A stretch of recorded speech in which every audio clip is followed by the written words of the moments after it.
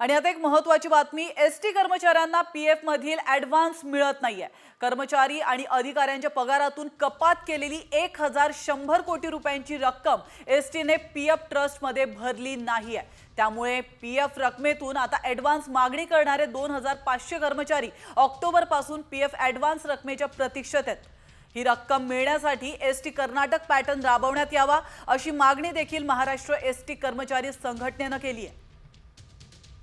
तर कर्नाटक एसटीचा फॉर्म्युला नेमका काय आपण पाहूया। तर महाराष्ट्र एसटी प्रमाणेच कर्नाटक एसटी सुद्धा आर्थिक अडचणीत आली होती। कर्नाटक एसटी कर्मचाऱ्यांना वेतन आयोग लागू करण्यात आला। एसटीला निधी अपुरा पडला तर कर्मचाऱ्यांसाठी कर्ज घेतलं जातं।